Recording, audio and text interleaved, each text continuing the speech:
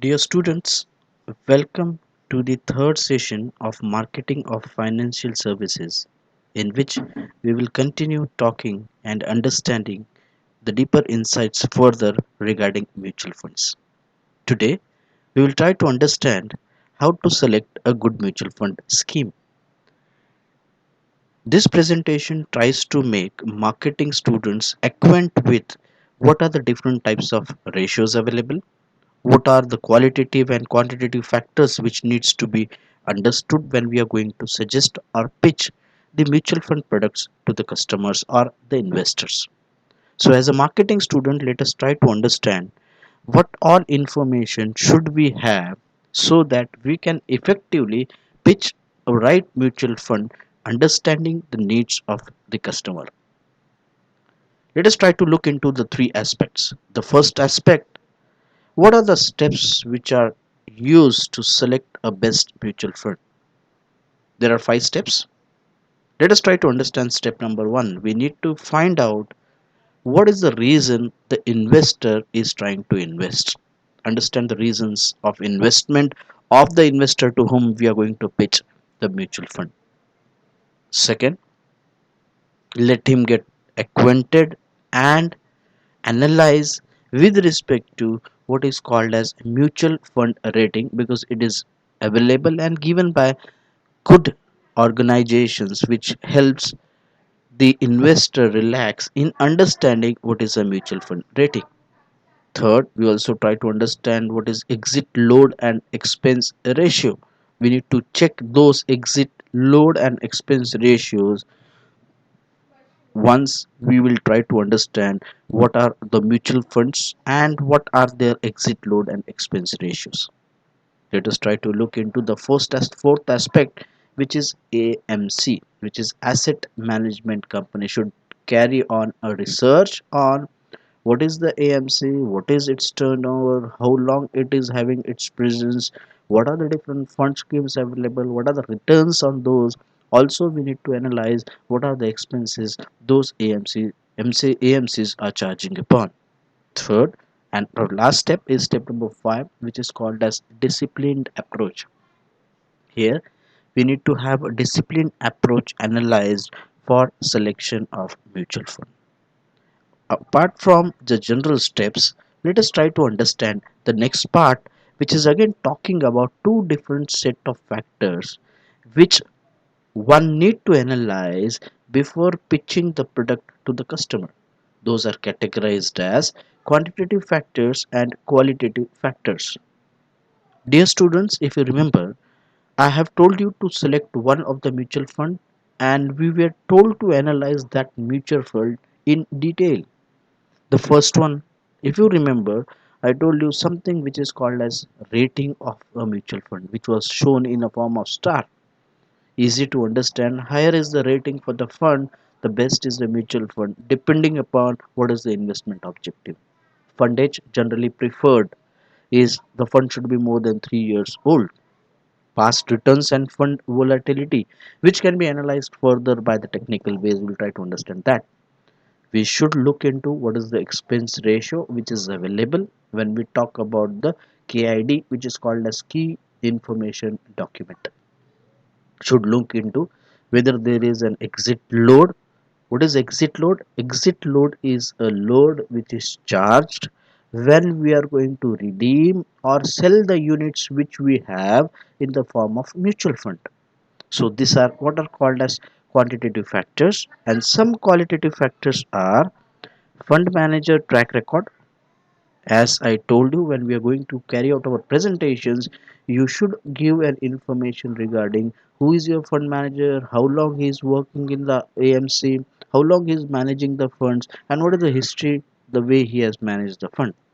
Next is reputation. Reputation and image plays a very important role with respect to how the returns are managed. And also try to understand the last qualitative factor, which is called as investment factors. Moving forward, we will have a look into what are the different types of different factors or different ratios which are generally analyzed or should be understood for selecting a right mutual fund scheme. If you look here on the slide, there are six different factors which we'll try to understand. One is standard deviation, other one is beta, third one is alpha, fourth is R squared ratio, fifth is Sharpe ratio, and sixth one is capture ratio. Let us try to understand what this each ratio is meant for an investor or for a marketing student to make him pitch the products to the customer. Let us try to look into the standard deviation. The slide is divided into two columns. One is left hand side, other is right hand side. And if you try to analyze when you are watching a video, there is a first point which says that those funds which are having standard deviation low are to be preferred. Now the question arises, what is this standard deviation talking about? Standard deviation means it is talking about what is the return due to risk return trade off. What is risk and return? There are two words. Risk is with respect to the fund, and return in risk, what is the return given by that fund? But if two funds which have same objective, investment objective, delivers the same return, the one with lowest standard deviation should be a better choice, as it would maximize the returns at a given risk level. For example, there are two funds given, Fund A and Fund B. 3-year return are shown as 4.3 for A and 4.25 for B. Similarly, standard deviation is given as 24.41 for Fund A and 25.44 for B. Interpretation, if you look at column 2, returns are almost the same, but the standard deviation of Fund B is higher and standard deviation for Fund A is lower, which is 24.541. That means, as a marketing student, depending upon standard deviation, if somebody asks you which is the fund to be recommended, it is generally 24.41 standard deviation for fund A is to be preferred and recommended, because standard deviation is lower, which we need to look at. That means the return risk return trade-off means even though the risk would be high, there could be a good return available. Hence, that is proved when the standard deviation is lower, we need to prefer a fund which shows standard deviation at a lower level when we compare two funds with each other. Second ratio is beta. Beta is nothing but a fund risk in relation to market as a whole.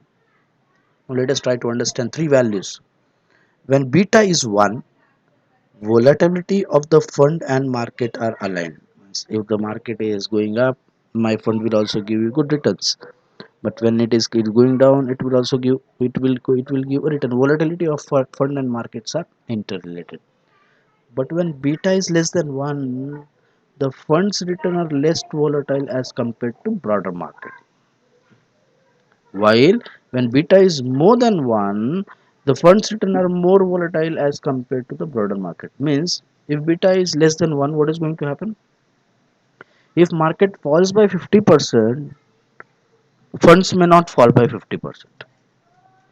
But when beta is more than 1, funds market falls by 50%, there is a chance the fund value may fall by more than 50%. That is what can happen. That is what is we need to understand from beta value. So what is the preferred beta value? Preferred beta value is, we need to see a beta value which is at low. Low beta value is what we should have. If there are two beta values given, 0.84 and 1 for fund A and fund B, but natural, you need to prefer a beta of 0.84 because which is lower than fund B. For fund B, beta is 1. Hence, fund A is preferred. Try to understand volatility. Volatility matlab it market goes up and down. Market goes up and down. That is what we need to understand. Let us try to understand the next ratio of our importance. The next ratio is alpha. If you look at the slide given, alpha preferred is high. What does alpha indicate? what fund manager brings or takes away from a return on investment. Hmm? It is, if it is 1, it indicates a perfect correlation. If it is more than 1, it will show that fund has outperformed the index. And when it is less than 1, it is negative. So what does it mean? I need to look at an alpha value which is high. If it is high, my fund is going to outperform. As simple as that formula. Means if you I have two funds in front of me and somebody tells me to give me an idea regarding which fund should I choose on the basis of alpha, I would recommend those fund which is having more than one high alpha value. High alpha value, why? The higher is the alpha value, outperformance of that fund against the index will be seen. If the value is lower or negative, it is underperformance. So prefer a mutual fund which is having higher alpha value. That means it is going to outperform the index accordingly. Next type of ratio is called as R squared ratio. What is R squared? R square is a ratio that shows the percentage of fund returns that can be explained by the benchmark return. Its values lies between 0 to 100. If it is lower is the R square value, higher are the chances that you should recommend a mutual fund. R square value talks about the percentage of fund returns that can be explained by the benchmark. If benchmark return has given 10%, what is the percentage by which that fund is going to give you a return is R square value. Lower is the R square value, it will have a higher return. We need to find out a mutual fund which is having a lower R square value. That is what R square ratio talks about. Next ratio is called as Sharpe ratio.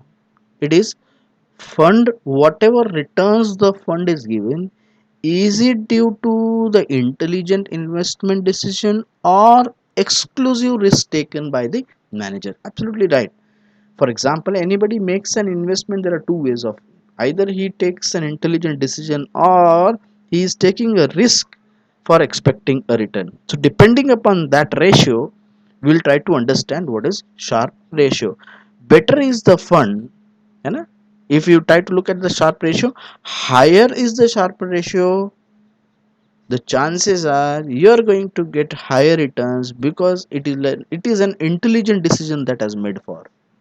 And if Sharpe ratio is low, it is having a risk associated because the fund manager has invested with a high risk in a particular stock or particular equity. That is what we need to understand with respect to a Sharpe ratio.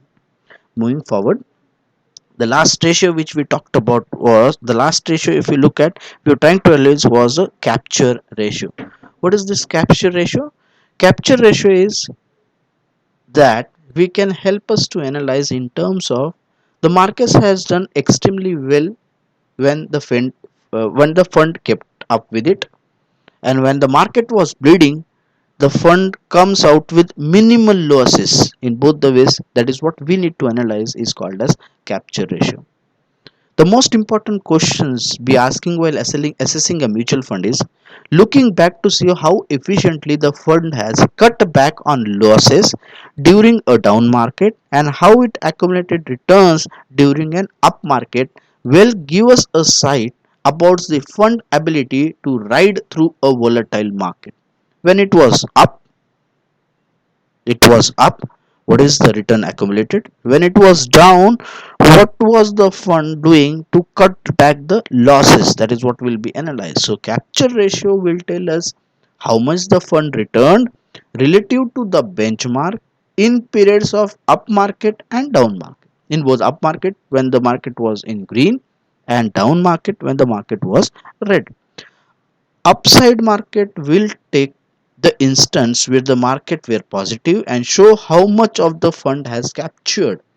Similarly, downside, the capture will only take the instance when the market has lost and see this how much of this loss the fund has captured. That is what is interest, means profit taken booked and losses captured is what we will try to understand. What is the interpretation of this? A value of 100% for upside capture tells us that the fund delivered better returns than the benchmark. Higher the upside capture ratio, the better is the fund. On the other hand, a value above 100 for downside capture will tell us a fund lost more than the market in correcting market, and fund needs to lose less than its benchmark. That is if the market drop. Say 5% you want your fund to fall to the lower extent, so lower the downside capture, the better the fund is. Therefore, what we look for in good fund is for it to have a higher upside capture and a lower downside capture than its peers. With this, let us try to conclude what are the different ratios which we try to understand in terms of interpretation if the values are offered to us. We try to look into standard deviation should be low, beta ratio should be low, alpha should be high in terms of two funds, low R squared ratio, Sharpe ratio should be high, and capture ratio should be above 1. With this, I close my video making you understand what are the ways by which we can select the right mutual fund once the investment objective of the investors are clear. Thanks a lot.